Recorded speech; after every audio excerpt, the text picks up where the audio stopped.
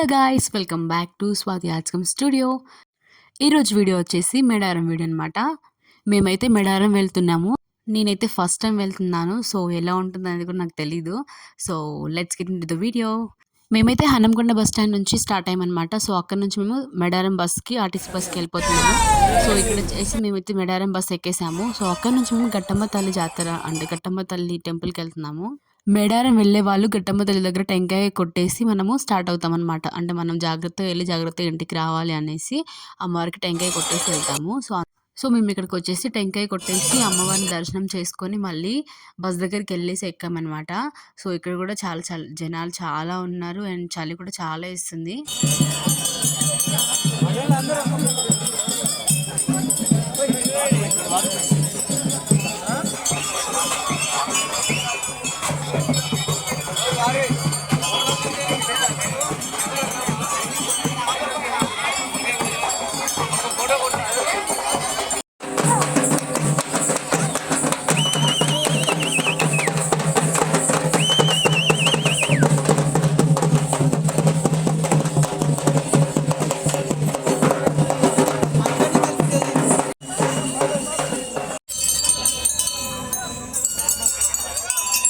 So చూసారు కదా, ఇక్కడ అమ్మవారికి కూడా మేకలతో చేస్తారనమాట. అంటే ఎవరైనా మొక్కుకున్న వాళ్ళు ఆ మొక్కుని తీర్చుకోవడానికి ఇక్కడ మేకతో కూడా చేస్తారనమాట అమ్మవారికి. తర్వాతకి మళ్ళీ మేడారం వెళ్ళి అక్కడ కూడా మొక్కుకుంటారు.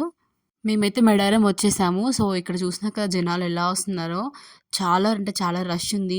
జనాలకసలు ఇంత ఖాళీ లేదు. కొందరైతే బస్ స్టాండ్ దగ్గరే ఖాళీ ప్లేస్‌లో పరదాలేసేసుకొని అలా పడుకున్నారనమాట. మార్నింగ్ ఎళ్లి దర్శనం చేసుకోవచ్చులే అనేసి. చాలా అంటే చాలా చలుంది. లోపలికెళ్ళగానే మొత్తం అడవే గదా! మేము మాట్లాడుతుంటే మాకైతే మంచు పొగలాగా వస్తుందనమాట మా మౌత్‌లో నుంచి. బస్ దిగాక మనకి 2 కిలోమీటర్స్ ఉంటుందనమాట. సో అమ్మవారి టెంపుల్ దగ్గరికెళ్ళడానికి. అక్కడ రూమ్స్ రెంట్‌కి అలా ఏమి ఇవ్వరండి. సో మనమే ఒక హట్‌లాగా, గుడిసెలాగా వేసుకొని అక్కడ ఉండాల్సొస్తదనమాట పరదాలతోని. సో అక్కడ చాలా మంది అలాగే ఉన్నారు. సో సో మేము కూడా అలాగే ఉన్నామనమాట. సో నైట్ అలాగే పడుకున్నాము. మేము వెళ్ళేసరికి అరౌండ్ 3 అలా అయిపోయింది. సో అక్కడే పడుకొని మార్నింగ్ 6కి అలా లేచి మళ్ళీ అక్కడ జంపన్న వాగు అని ఉంటుందనమాట. సో అక్కడెళ్ళి మనం స్నానాలు చేయాలి. మళ్ళీ అక్కడి నుంచి మళ్ళీ మనం ఉన్న ప్లేస్‌కొచ్చేసి మళ్ళీ డ్రెసెస్ చేంజ్ చేసుకొని దర్శనం కోసం వెళ్ళి క్యూలో నిల్చున్నాము. అక్కడ జనాలను చూడాలి. ఆ రష్‌లో దొబ్బేస్తుంటే ఒక్కొక్కరు అసలు కింద పడిపోయేలాగా ఉన్నారనమాట. సో అంత జనాలున్నారు. వెళ్ళేటప్పుడు జాగ్రత్తగా వెళ్ళి, జాగ్రత్తగా వస్తే చాలు అని అనుకున్నాం మేము. చాలా రష్ ఉండే. సో మేమైతే అమ్మవారు వచ్చే టైంకి వెళ్ళాం కాబట్టి చాలా రష్ ఉంది. సో అంతే గైస్, మీకు ఈ వీడియో ఎలా అనిపించిందో నాకు కామెంట్ సెక్షన్‌లో కామెంట్ చేయండి. బాయ్.